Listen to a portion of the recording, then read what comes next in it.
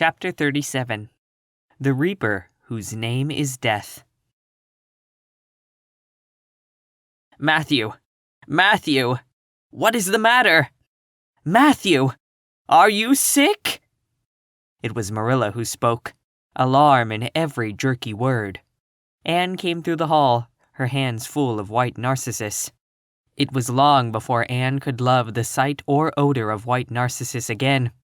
In time to hear her, and to see Matthew standing in the porch doorway, a folded paper in his hand, and his face strangely drawn and gray.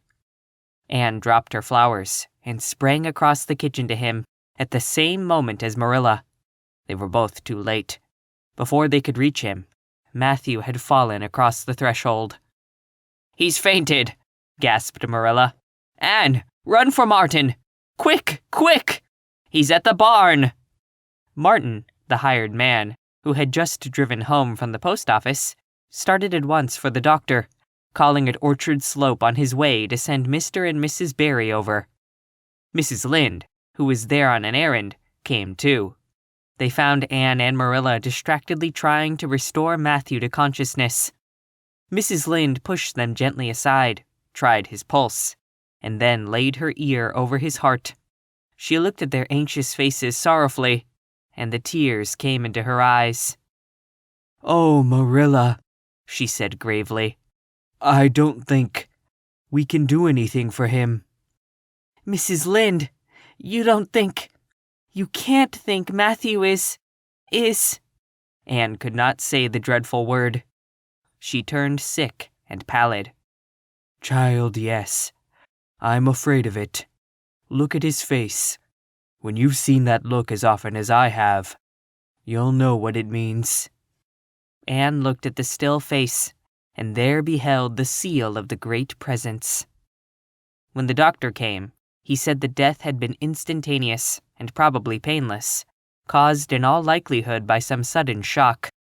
The secret of the shock was discovered to be in the paper Matthew had held, and which Martin had brought from the office that morning. It contained an account of the failure of the Abbey Bank. The news spread quickly through Avonlea, and all day friends and neighbors thronged Green Gables and came and went on errands of kindness for the dead and living. For the first time, shy, quiet Matthew Cuthbert was a person of central importance. The white majesty of death had fallen on him and set him apart as one crowned. When the calm night came softly down over Green Gables, the old house was hushed and tranquil. In the parlor lay Matthew Cuthbert in his coffin, his long gray hair framing his placid face, on which there was a little kindly smile, as if he but slept, dreaming pleasant dreams. There were flowers about him, sweet old-fashioned flowers which his mother had planted in the homestead garden in her bridal days, and for which Matthew had always had a secret, wordless love. Anne had gathered them and brought them to him, her anguished, tearless eyes burning in her white face. It was the last thing she could do for him. The Barrys and Mrs. Lynde stayed with them that night. Diana, going to the east gable, where Anne was standing at her window, said gently, "Anne, dear, would you like to have me sleep with you tonight?" "Thank you, Diana." Anne looked earnestly into her friend's face. "I think you won't misunderstand me when I say I want to be alone. I'm not afraid. I haven't been alone 1 minute since it happened, and I want to be. I want to be quite silent and quiet, and try to realize it. I can't realize it. Half the time it seems to me that Matthew can't be dead, and the other half it seems as if he must have been dead for a long time, and I've had this horrible dull ache ever since." Diana did not quite understand. Marilla's impassioned grief, breaking all the bounds of natural reserve and lifelong habit in its stormy rush, she could comprehend better than Anne's tearless agony. But she went away kindly, leaving Anne alone to keep her first vigil with sorrow. Anne hoped that the tears would come in solitude. It seemed to her a terrible thing that she could not shed a tear for Matthew, whom she had loved so much and who had been so kind to her. Matthew, who had walked with her last evening at sunset, and was now lying in the dim room below, with that awful peace on his brow. But no tears came at first, even when she knelt by her window in the darkness and prayed, looking up to the stars beyond the hills. No tears, only the same horrible dull ache of misery that kept on aching until she fell asleep, worn out with the day's pain and excitement. In the night she awakened, with the stillness and the darkness about her, and the recollection of the day came over her like a wave of sorrow. She could see Matthew's face smiling at her, as he had smiled when they parted at the gate that last evening. She could hear his voice saying, my girl that I'm proud of."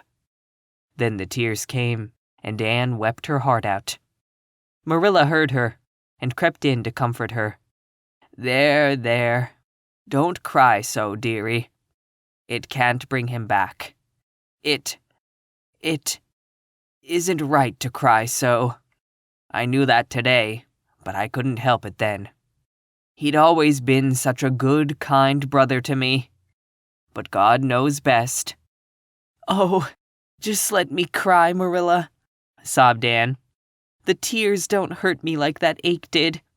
Stay here for a little while with me, and keep your arm round me. So. I couldn't have Diana stay. She's good and kind and sweet, but it's not her sorrow. She's outside of it, and she couldn't come close enough to my heart to help me. It's our sorrow, yours and mine. Oh, Marilla, what will we do without him?" "We've got each other, Anne. I don't know what I'd do if you weren't here. If you'd never come. Oh, Anne, I know I've been kind of strict and harsh with you maybe, but you mustn't think I didn't love you as well as Matthew did, for all that. I want to tell you now when I can. It's never been easy for me to say things out of my heart, but at times like this, it's easier. I love you as dear as if you were my own flesh and blood, and you've been my joy and comfort ever since you came to Green Gables." 2 days afterwards, they carried Matthew Cuthbert over his homestead threshold, and away from the fields he had tilled, and the orchards he had loved, and the trees he had planted, and then Avonlea settled back to its usual placidity, and even at Green Gables, affairs slipped into their old groove, and work was done, and duties fulfilled with regularity as before, although always with the aching sense of loss in all familiar things.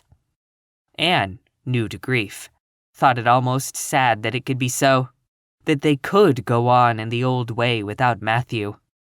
She felt something like shame and remorse when she discovered that the sunrises behind the firs and the pale pink buds opening in the garden gave her the old inrush of gladness when she saw them, that Diana's visits were pleasant to her, and that Diana's merry words and ways moved her to laughter and smiles, that, in brief, the beautiful world of blossom and love and friendship had lost none of its power to please her fancy and thrill her heart, that life still called to her, with many insistent voices.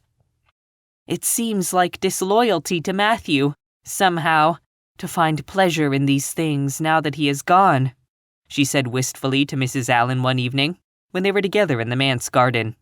"I miss him so much, all the time. And yet, Mrs. Allen, the world and life seem very beautiful and interesting to me, for all. Today Diana said something funny, and I found myself laughing. I thought when it happened I could never laugh again, and it somehow seems as if I oughtn't to." "When Matthew was here, he liked to hear you laugh, and he liked to know that you found pleasure in the pleasant things around you," said Mrs. Allen gently. "He is just away now, and he likes to know it just the same. I am sure we should not shut our hearts against the healing influences that nature offers us. But I can understand your feeling. I think we all experience the same thing. We resent the thought that anything can please us when someone we love is no longer here to share the pleasure with us, and we almost feel as if we were unfaithful to our sorrow when we find our interest in life returning to us. I was down to the graveyard to plant a rose bush on Matthew's grave this afternoon, said Anne dreamily. I took a slip of the little white Scotch rose bush his mother brought out from Scotland long ago. Matthew always liked those roses the best. They were so small and sweet on their thorny stems. It made me feel glad that I could plant it by his grave, as if I were doing something that must please him in taking it there to be near him. I hope he has roses like them in heaven. Perhaps the souls of all those little white roses that he has loved so many summers were all there to meet him. I must go home now. Marilla is all alone, and she gets lonely at twilight. She will be lonelier still, I fear, when you go away again to college, said Mrs. Allen. Anne did not reply. She said good night and went slowly back to Green Gables. Marilla was sitting on the front doorsteps, and Anne sat down beside her. The door was open behind them, held back by a big pink conch shell, with hints of sea sunsets in its smooth inner convolutions. Anne gathered some sprays of pale yellow honeysuckle and put them in her hair. She liked the delicious hint of fragrance, as some aerial benediction, above her every time she moved. Dr. Spencer was here while you were away, Marilla said. He says that the specialist will be in town tomorrow, and he insists that I must go in and have my eyes examined. I suppose I'd better go and have it over. I'll be more than thankful if the man can give me the right kind of glasses to suit my eyes. You won't mind staying here alone while I'm away, will you? Martin will have to drive me in, and there's ironing and baking to do. I shall be all right. Diana will come over for company for me. I shall attend to the ironing and baking beautifully. You needn't fear that I'll starch the handkerchiefs, or flavor the cake with liniment. Marilla laughed. What a girl you were for making mistakes in them days, Anne. You were always getting into scrapes.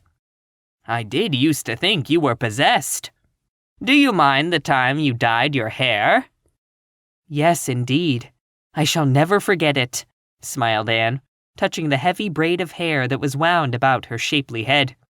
I laugh a little now sometimes when I think what a worry my hair used to be to me. But I don't laugh much, because it was a very real trouble then. I did suffer terribly over my hair and my freckles. My freckles are really gone, and people are nice enough to tell me my hair is auburn now. All but Josie Pye. She informed me yesterday that she really thought it was redder than ever, or at least my black dress made it look redder. And she asked me if people who had red hair ever got used to having it. Marilla, I've almost decided to give up trying to like Josie Pye. I've made what I would once have called a heroic effort to like her. But Josie Pye won't be liked. Josie is a pie, said Marilla sharply, so she can't help being disagreeable.